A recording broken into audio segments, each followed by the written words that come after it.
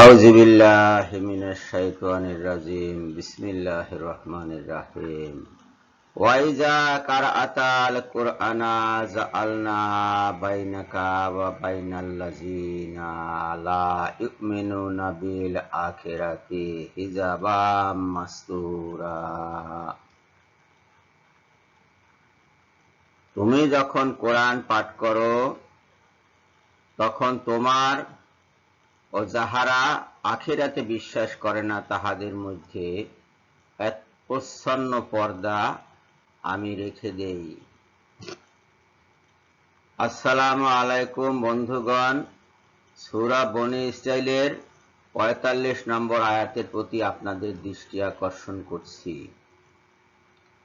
রাসূলুল্লাহ সাল্লাল্লাহু আলাইহি সাল্লামকে উদ্দেশ্য করে আল্লাহ পাক বলছেন যে তুমি যখন কোরআন পাঠ করো তখন তোমার ও অবিশ্বাসীদের মধ্যে, কাফিরদের মধ্যে এক প্রচ্ছন্ন পর্দা রেখে দেই, যাতে তারা কোরআন বুঝতে না পারে। তারা কোরআন বুঝতে পারে না, আমি উহাদের অন্তরের উপর আবরণ দিয়াছি, যেন উহারা তাহা উপলব্ধি করিতে না পারে, এবং উহাদেরকে বধির করিয়াছি। তোমার প্রতিপালক এক। ইহা যখন তুমি কোরআন হইতে আবৃত্তি করো তখন পৃষ্ঠ প্রদর্শন করিয়া ওরা সরিয়া পড়ে। কোরআন বুঝতে পারে না কাফিররা।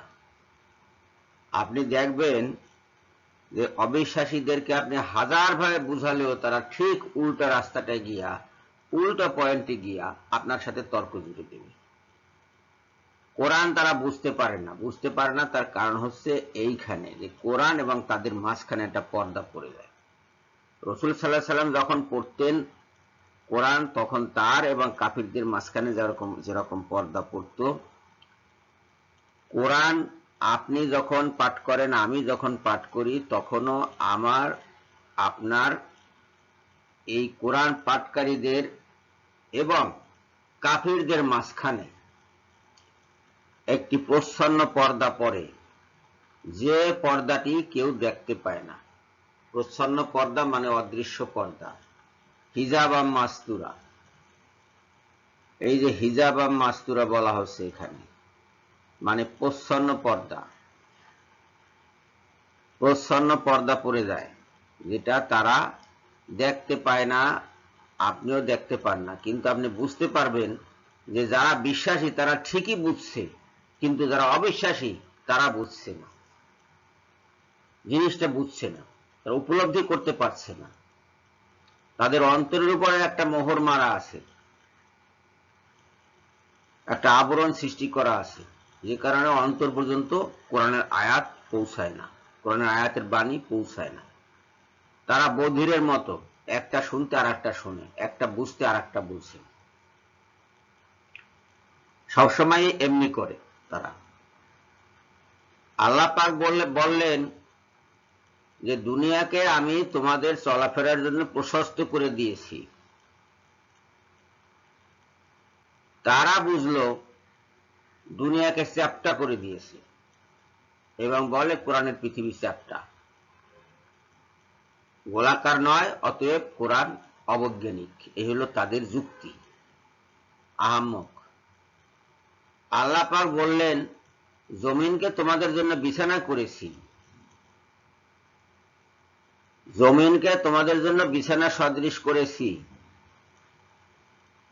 তারা বুঝলো বিছানা যেরকম চ্যাপ্টা, পৃথিবী সেরকম চ্যাপ্টা। এই কথা কোরআন বলছে।